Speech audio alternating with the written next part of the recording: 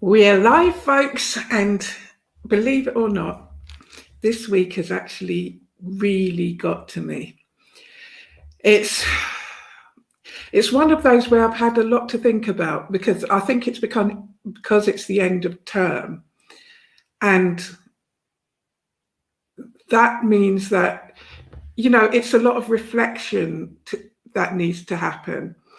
And when I look at the progress of my students, I'm pleased with what they do with me here at JG Educate, but it's somewhat frustrating what they're doing out there in the traditional education system. And more importantly than that, there's the situation that happens when you challenge the school about what's happening. Now, I want to make it perfectly clear here that my frustration is not with educators in any way. My frustration is in the way that this pandemic is being allowed to dictate our lives now and how our lives will shape in the future. And we need to be able to actually take this in hand now and do something about it. We need to ask more questions. We need to question the way that things happen, and this, not just the physical, but the psychological effects on our children. So that's what's frustrating me. I can't put this down, not even because it's half term. I'm going to have to really, really think about how to approach it, because I've had a few conversations that I'm not so sure that the messages come across, because educators in schools are exhausted, and I don't blame them.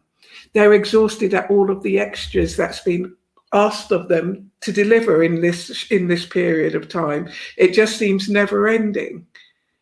But even if you are exhausted, I am the exam preparation champion. I work on behalf of the parents. So I want to see things coming together for the parents. And this means that I will ask difficult questions. I'm only asking for an answer and for a working relationship to ensue from it, so that we can get the best results out for our children from a very difficult situation that they're in. While saying this, my students have been doing quite well in their mock exams, and I'm very proud of them. But it's not just about when I say my children, I mean the students in JG Educate, because like I've always said, I take each of them as seriously as I take my own children. So they are my children. So let's look at what's been going on and have an update anyway. Just hold for me a second.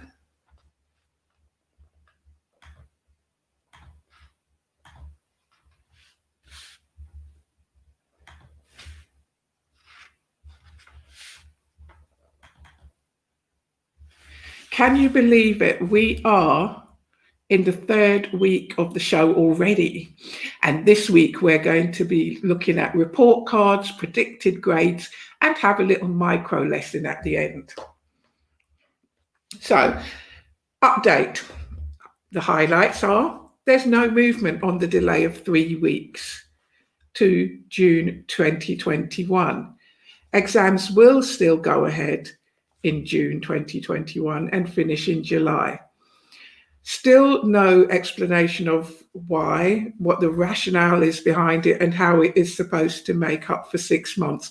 But there's always the hope that this will happen. The explanation, that is, this will happen in the next short while, and we will be able to plan accordingly. There was a conversation that I was involved in just today, actually, in which we had to explain to a student that what the examinable content is of the English literature exam is still to be decided. And it's to be decided by the schools. There is no standard approach that's being taken across the board.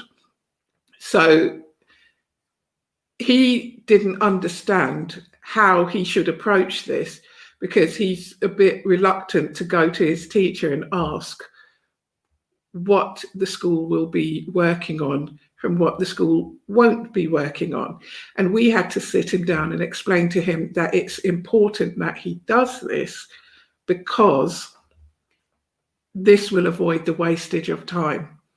It would be useful if the exam boards would just make a decision and make the decision for the schools, and the schools will cope accordingly, because educators are very professional and they're experts in their subject. So it's not about that. It's just about making a decision and making it soon, so that the time which is available is used in the most efficient way. As we know, there's not a lot of time this year. There's a it's tight. It can't be made up because of that 6-month gap. So why not? Come on, exam boards, make a decision. Just make it standard across the board, so that all schools are heading for the same target, and students can feel like they're not being stressed about things that they weren't expecting. One student said to me today, isn't it too soon for the school to know what they are going to be working on and what they're not going to be working on? Isn't it too soon? I said to him, they know already. They have to make the decision already, because time is tight. Students don't understand this. As far as they're concerned, they're going to school. It's time for the schools to actually now start making those decisions if the exam boards are not. Preferably, exam boards make that decision. Because it's important to understand the concept of progress in these unprecedented times. How are the students supposed to understand if they're making progress or if they're not making progress, if they don't know what they're being examined in, and there isn't enough time to make sure that they know everything? Let me repeat that. They don't know what they're being examined in. There isn't enough time, to understand everything on the curriculum. It's quite dire, really, isn't it? The way that I look at it is, each exam can't just be given back with a mark on it. Each exam should be coming back with feedback that keeps the motivation going within the student. Last week, I had one. Let me take a drink.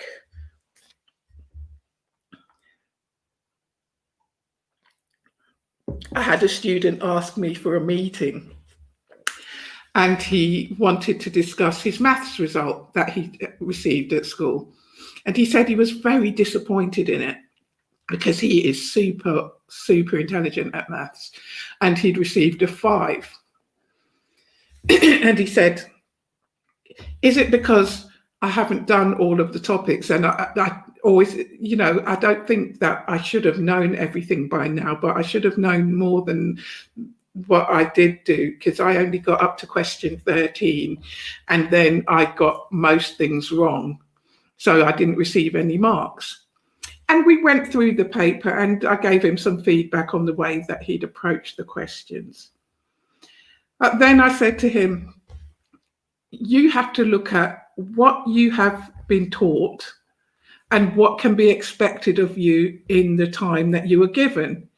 And it transpires that he was given an hour and a half paper to do in 45 minutes. And the outcome of that paper was just handed back to him as a level 5, when he can realistically expect at least an 8 in the summer, which obviously took a big knock out of his confidence. He couldn't understand why he didn't get as much as he should. But the reality is, he probably did do as well as could be expected right now. But first of all, the exam the amount of time given wasn't enough to complete the paper. And secondly, he wasn't given a good understanding of what he should know. With this in mind, we have to look at the concept of progress quite carefully, because the time issue is even more important this year. So let's look at an interpretation of progress. On the left of the screen, we have a report card with maths A, B, English B, science C, history D. But what does that tell us? If we think about the example that I just gave you, in which the young man got a bad mark in maths, but he would normally, when he does a full-time paper, get an A.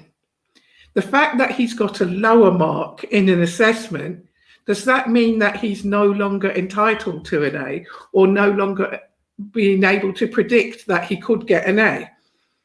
Because that really crushed him. And it took a long conversation to actually build him back up to believing in himself again. Similarly, English B, science C, history D.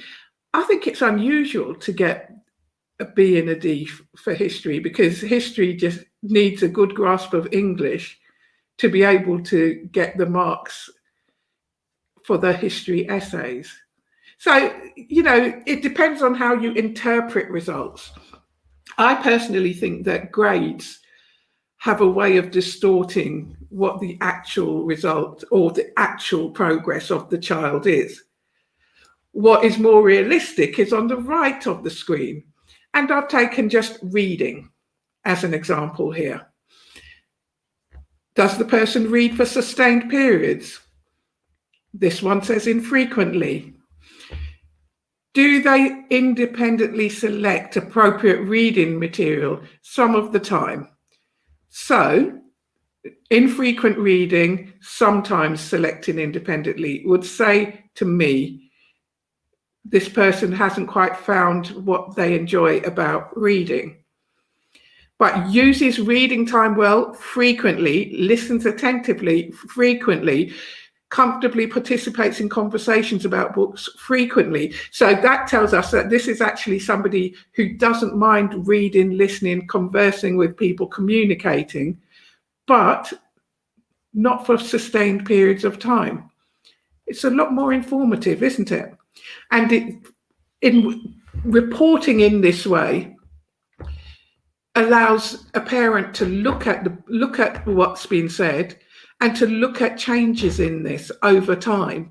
So, for example, if this person were not yet demonstrating that they read for sustained periods of time, then it depending on the year group that they're in, of course, we'd have to question it, wouldn't we? While we're looking at interpretation of progress during these times, we have to actually take it in steps. Don't just look at it as a grade, because we don't know what will happen over time. We don't know what the plan is for schools right now. There are so many uncertainties that we have to keep our children motivated. We have to look at their progress from a helicopter view. We have to be able to say to them, that's good, you're moving forward. Maybe we could try something to make you move quicker towards your exams, but we need to keep a plan of action in place, and we need to keep the conversations going with our kids as to how they progress and what they need to help them. Hope that's clear. As always, if you have any questions, you can always book a consultation with me free of charge, and we'll get those questions ironed out. Right, so remember what we said. Predicted grades from data may become a thing come next summer. Again, it all depends on what happens this year. for the rest of this academic year in relation to schools and exam boards. It's difficult to make any clear statement at the moment, but what we can do is look around the issues. Last summer was a bit of a shambles with the use of centre assessed grades, and year 11s don't necessarily take themselves seriously until the exams. There I said it, but it's true. They don't. So the grades that some people got were vastly different from what they could have got if they had sat the exams.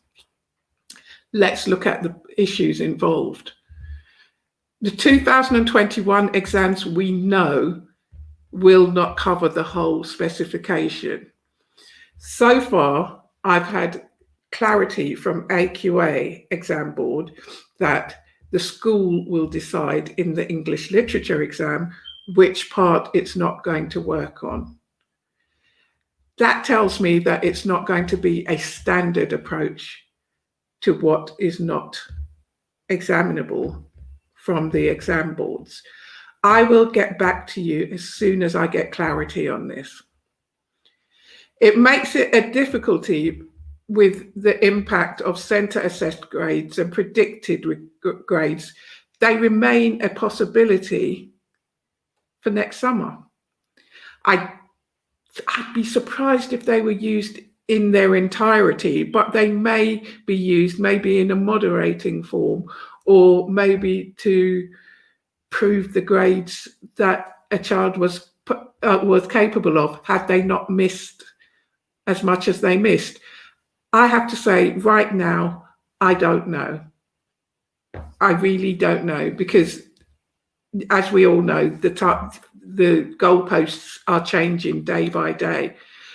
But it is a real possibility that centre assessed grades will take a part of the stage next summer. What comes from this is we have to make sure that our kids keep their confidence at all times.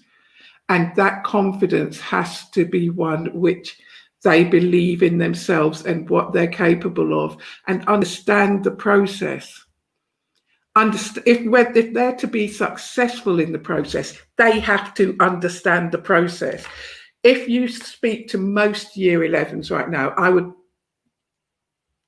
would actually say with some certainty, most year 11s do not understand the process of the exams that they're about to go through. They don't understand that they're externally set. They don't understand that they're examined externally and they're marked externally, and their teachers don't even know what will be on the exam. And this is why they have to be slow and steady, or rather a little bit speedier than that, I would say, and steady in their preparation for these exams.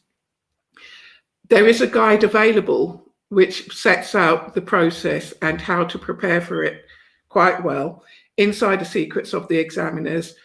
I will put the link in the comments at the end of this show. So Insider Secrets of the Examiners, I will put the link in the comment. This explains to students and to parents what the process is to be able to sit exams, because I think we can be reasonably sure that exams will come in some form, but we need to make sure that our kids understand that this process is not an easy one, and they do need to put in the extra work in order to keep up to standard. What we don't want is for them to stress. This is why it's important that they are consistent. Now, micro lesson of the week. Again, we're looking at English, and we're looking at the AQA board, even though this is very general and it can be used for any exam board. As I've spoken to students on this week quite a lot, speak well, write well. We tend to write as we speak. And therefore, it's a good habit to get into, to not speak slang more than we need to, because you don't want to end up writing an exam paper purely in slang. No one will understand what it means. You may get a mark or two for creativity, but that's not what you're in the exam game for. So be driven by what you read. Maybe a daily newspaper. The Guardian is good for grammar. I know that up to a few years ago, the teaching standards supervisor used to recommend to teachers to take their English teaching standards exam. They should read The Guardian for a week before they do it. That way they will be absolutely in tip-top form for their punctuation in the exam. That's not a bad tip to give to any student. In addition, discussion is great for connecting subjects and topics for clarity. If you remember being a student, being a teenager, you would catch snippets of a conversation, but you wouldn't necessarily connect them together, would you? You would just gain enough of an understanding to be involved in the conversation, but that's as far as it went. When you get into a discussion, perhaps ask your kids what's been going on, what do they think about certain current affairs. It actually builds their English language and those important higher skills, such as analysis. So we're looking at English language paper 1, question 3, and it's about structure. It's an interesting one, this one, because the question tends to ask, how does the writer use structure to make you feel in a certain way? What does that remind you of? Social media. When items appear on social media, the copy is formed in a certain way to actually control your emotions upwards and downwards and to make you respond in certain ways. That is exactly what question 3 is doing. It's asking, how does the writer do that? So first of all, the student has to make sure that they've read the question and read it again and are used to reading different texts and discussing them and understanding them and looking at the meaning of things when people say things, which goes back to what I said about discussion.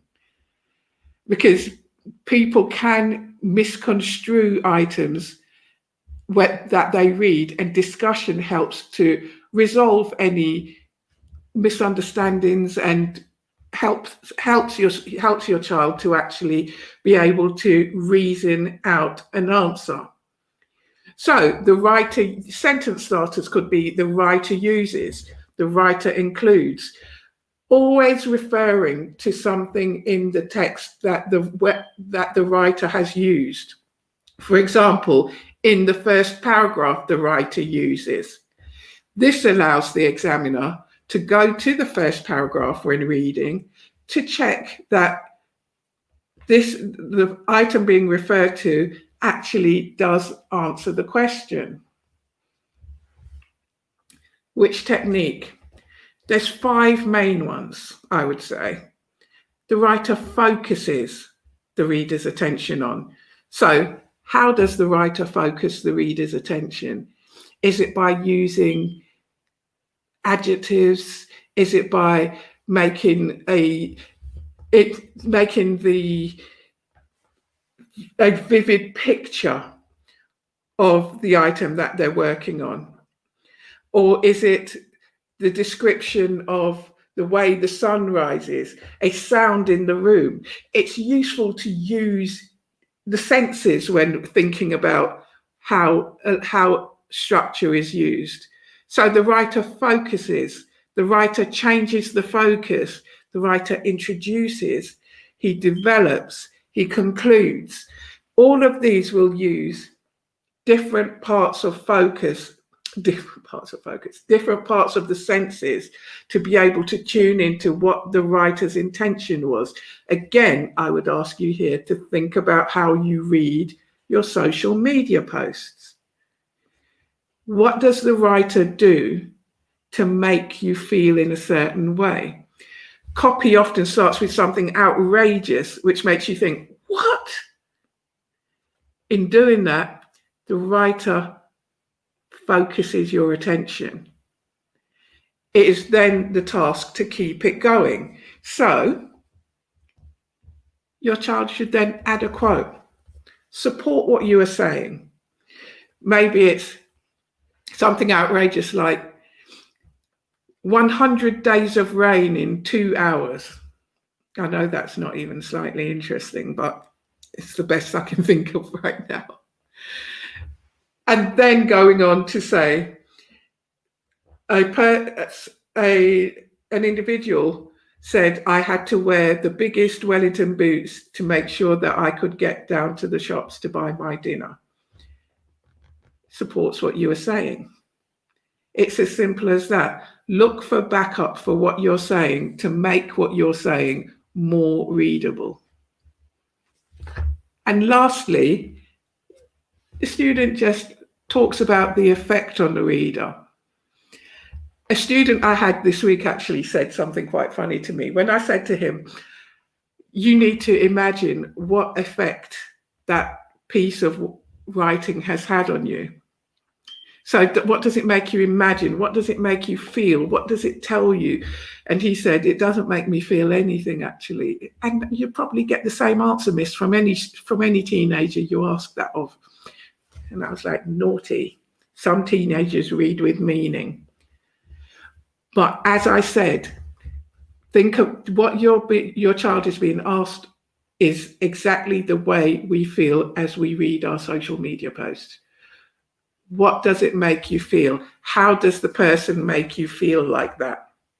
It's an 8-mark question, and you're given 10 minutes to write it in, and it should be done in 2 paragraphs.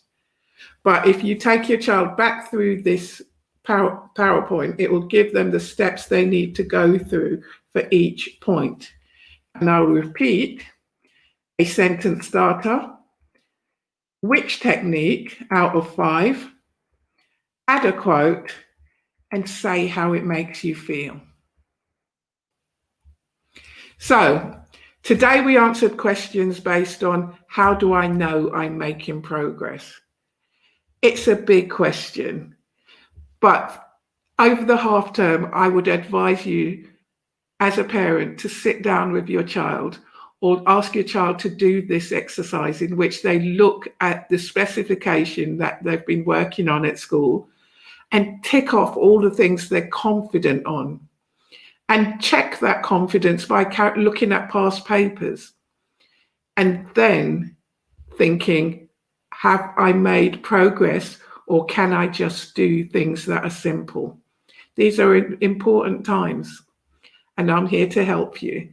So you can always DM any questions to me on Facebook Messenger, and I'll be happy to get back to you with an answer, either before or in the next live show. All right. Let me get back to you. Right, it's been quite a lot that we've had to get through this week, but it's all important stuff. And given that it's half term next week, I've given you some homework to carry out. Sit with your child, check what they know, check if they've made progress, contact the school if you have any difficulties, contact me if you've got any questions, and we will take this a step at a time towards that success pinnacle come the summer. Don't worry, even though time seems short, we'll make the most of it. And as your exam preparation champion, I will help you to get those top grades. Have a great evening, and I will see you next week.